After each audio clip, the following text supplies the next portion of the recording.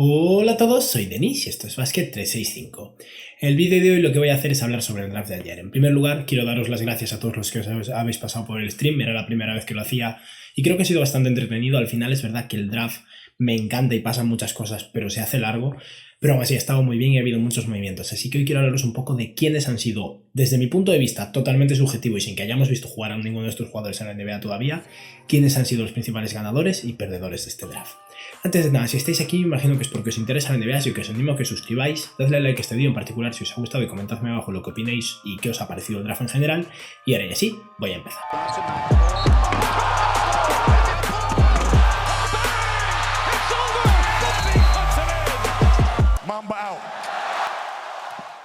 Como decía hace un momento, esta es mi opinión subjetiva. Hay jugadores que no he visto jugar todavía, me ha sorprendido que cayeran tanto o que fueran seleccionados en menciones tan altas, pero dentro de lo que cabe es eso, puedo estar completamente equivocado. Aún así hay jugadores que creo que no deberían haber sido seleccionados con la posición que han sido seleccionados y por eso hablaré un poco de ello.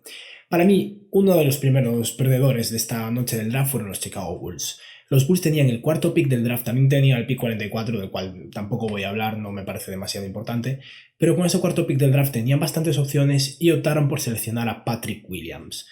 Patrick Williams es un jugador que es un prospecto con muy buena pinta, un jugador con muchísimo talento bruto, digamos, físicamente, es un tío de 2'3 muy atlético y que tiene 19 años, pero que todavía tiene mucho que mejorar, no es un tirador consistente ni mucho menos, no es un buen playmaker, a nivel defensivo es bueno, pero no es especialmente rápido tampoco y en los Bulls se supone que si lo han seleccionado es con la intención de que juegue de alero porque es su posición de más necesidad. Si no consigue jugar de alero va a haber un problema entre Lauri Markkanen y Patrick Williams y en general es eso, no estoy muy contento con esta cuarta elección del draft, puedo estar completamente equivocado, a lo mejor Patrick Williams acaba siendo el mejor jugador de este draft, pero me parece que podrían haber intercambiado hacia abajo y conseguir algo más si quisieran a Patrick Williams o sinceramente creo que deberían haber drafteado a otro jugador.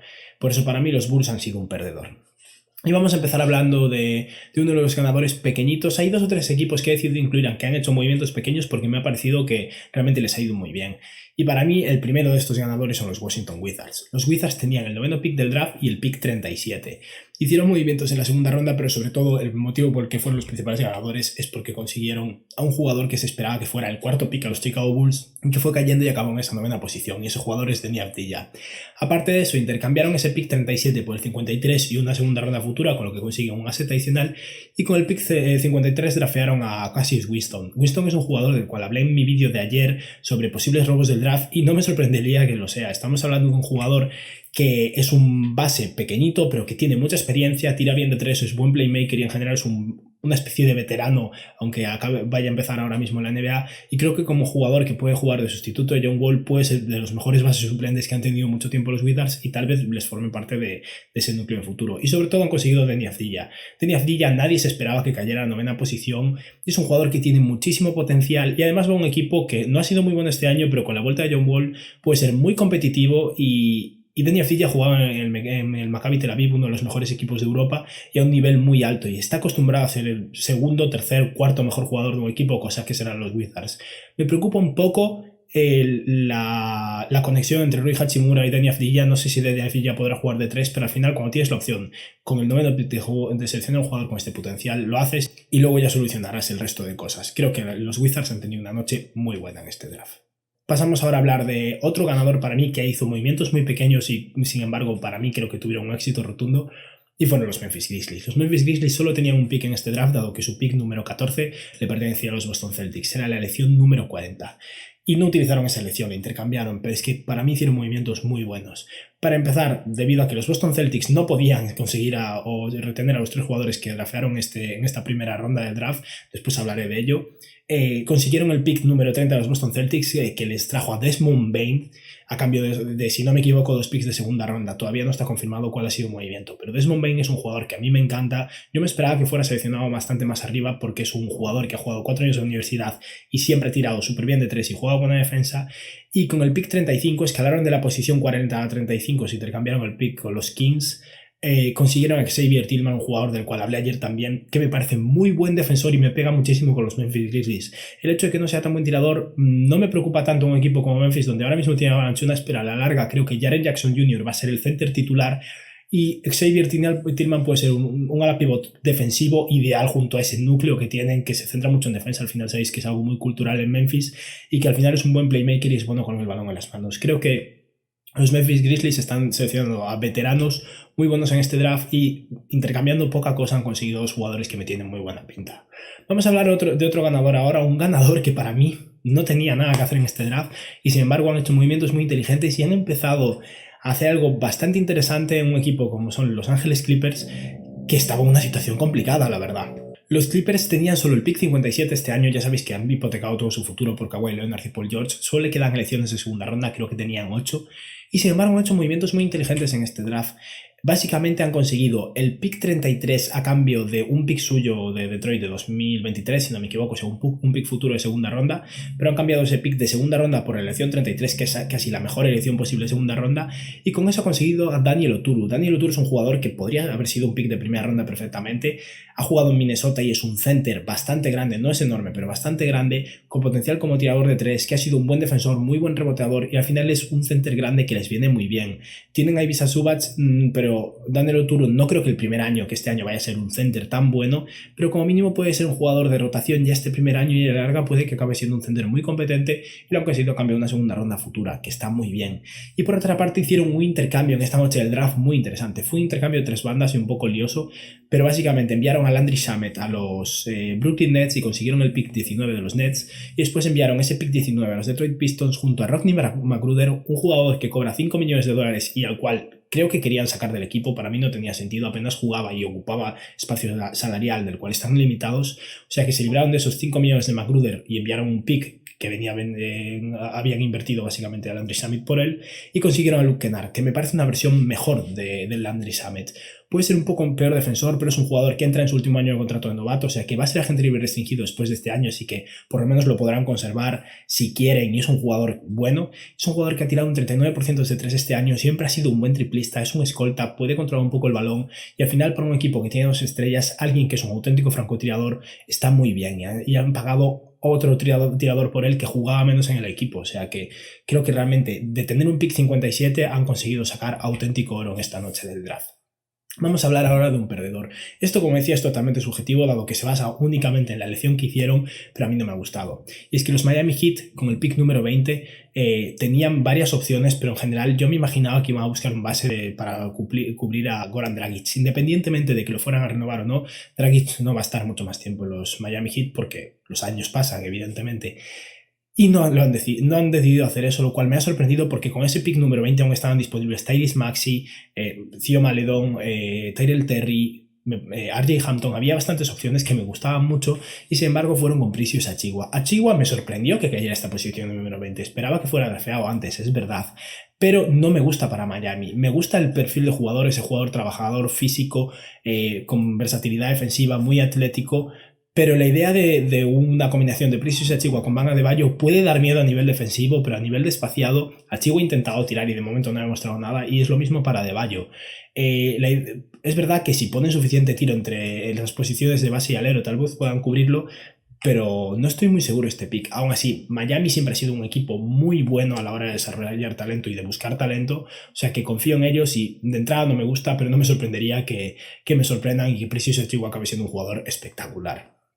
Pasamos ahora a un grandísimo ganador de esta noche. Ahora sí que nos vamos ya a los pesos pesados, porque los Dallas Mavericks hicieron unos movimientos súper inteligentes y creo que han hecho una auténtica maravilla en esta noche del draft.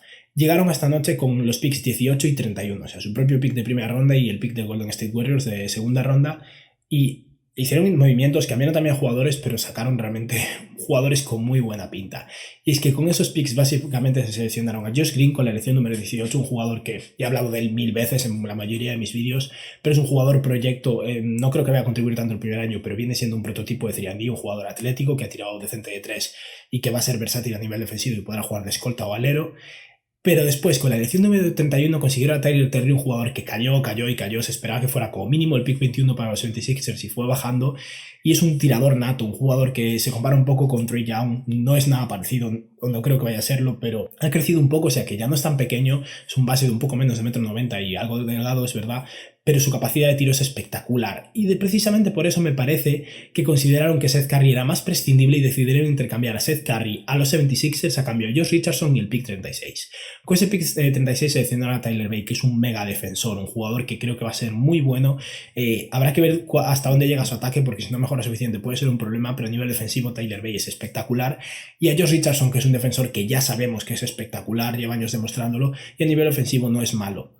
Con esto lo que han conseguido básicamente es que el equipo que hasta ahora, o este último año, había sido la mejor ofensiva de la NBA, acaba de conseguir a 3 jugadores de corte defensivo en Josh Green, Josh Richardson, que ya sabemos que lo es, y Tyler Bey, que creo que va a ser un muy buen defensor, y han intercambiado a Seth Curry y han conseguido un jugador en Tyler Terry que me imagino que tiene la esperanza de que sea una especie de Seth Curry con más capacidad como playmaker. No creo que sea fácil conseguir otro Seth Curry. Recordemos que ahora mismo es el jugador en activo con mejor porcentaje de tiro de 3, o sea que no es una broma. Pero creo que es eso, que de esos 2 picks han sacado muy buenos jugadores y creo que van a ser un equipo mucho mejor a nivel defensivo y creo que van a seguir siendo un muy buen equipo a nivel ofensivo. O sea que estoy muy contento con estas selecciones de Dallas, habrá que verlo después en el campo. Pasamos ahora al siguiente de los grandes ganadores, otro equipo que hizo muchísimos movimientos. Por fin ha llegado Daryl Morey, se tardó un poco, se lo tomó con calma, pero ha reconvertido a los 76ers en un día. Es espectacular y seguramente hago un vídeo hablando de todo esto en unos días más cuando veamos qué hacen en agencia libre, pero menudo GM, qué pasada. Los 76ers llegaron a este draft con 5 picks, el pick número 21 de primera ronda y después la elección 34, la 36, la 49 y la 58. Pero esta misma tarde, antes del draft, o sea, hace unas horas antes básicamente, hicieron un intercambio que me pareció espectacular. A mucha gente no le gustó, a mí me encantó. Y es que enviaron a Al Horford a los Oklahoma City Thunder a cambio de Terrence Ferguson y Danny Green. Y es verdad, tuvieron que pagar algo porque obviamente Al Horford tiene un contrato muy feo, pero básicamente solo pagaron un pick de primera ronda de 2025 y la elección número 34 de este año. O sea que creo que lo hicieron muy bien ahí y consiguieron eso, a Danny Green y Terrence Ferguson. Pero no solo eso, llegó la noche del draft y no pararon. Hicieron el movimiento del que hablé precisamente ahora con los Dallas Mavericks y consiguieron a Seth Curry a cambio de Josh Richardson y la elección número 34. ¿Intercambiaron 2 segundas rondas? Sí, bastante buenas, pero todavía tenían un pick de primera ronda y 2 selecciones más de segunda ronda. Y consiguieron a Seth Curry, un jugador ideal junto a Ben Simmons y Joel Embiid. ¿Necesitan espaciado? El jugador con mejor porcentaje de 3 de toda la NBA a día de hoy. Me parece bastante espaciado. Y es un jugador que tiene todavía 3 años más de contrato cobrando unos 7 millones al año. O sea, una auténtica ganga. Realmente estoy sorprendidísimo con lo que ha conseguido Daryl Morey aquí. Y en el draft no me gustó tanto la elección con ese pick número 21, aunque puede ser un jugador muy bueno, pero las 2 selecciones que hicieron en segunda ronda me encantan. Con el pick 21 seleccionaron a Tyrese Maxey, un jugador del cual he hablado mucho también, un base escolta un poco pequeño para ser escolta, pero un jugador muy fuerte, con brazos largos y muy bueno a nivel defensivo y que ataca muy bien el aro, finaliza bien bajo el aro, pero que de momento no es un buen tirador y ese es su problema. Si su tiro de 3 no mejora, no sé cómo va a funcionar con este equipo. Me parece que podría ser una especie de Markelle Fultz con menos capacidad de playmaker, pero no tantos problemas a nivel ofensivo, pero al final es eso. Si solo es un buen defensor, pero no espacia el campo, no sé cómo va a poder jugar con los 76ers, habrá que verlo, pero si lo han seleccionado es por algo y tendrán muchas expectativas puestas en él y al final potencial tiene. Pero con los picks de segunda ronda, con la selección 49 seleccionaron a Isaiah Joe, que ha sido un muy buen jugador este año en el baloncesto universitario y se trata de un escolta que tira, y tira muy bien. Este último año no tiró tan bien, tiró como un 34% de ese 3, el año anterior fue mucho mejor, pero me imagino que esperan que pueda recuperar ese ritmo de tiro y al final va a ser un anotador y un jugador capaz de espaciar, que es lo que esperan de él. Y con el pick 58, una elección súper tardía, me parece que han conseguido un auténtico robo. Un jugador del cual hablé ayer como potencial robo del draft, me esperaba que fuera una elección en los 30 y algo, 40 y algo, y fue el pick 58 y ese es Paul Reed, que es un jugador que a mí me encanta, como ya decía ayer, es un ala pivot muy atlético, muy buen defensor, corre muy bien el campo, tiene potencial como tirador, aunque de momento no haya demostrado gran cosa, y creo que con ese pick 58, no, tal vez no el primer año, pero a la larga puede que hayan conseguido un auténtico contribuidor. Y pasamos ahora a uno de los grandes perdedores de esta noche, mis Boston Celtics, mi equipo favorito. Creo que lo han hecho bastante mal. Los Celtics tenían 3 picks de primera ronda, la elección número 14, la 26 y la 30, y adicionalmente tenían el pick 47 de segunda ronda, y esperaban intercambiar hacia arriba.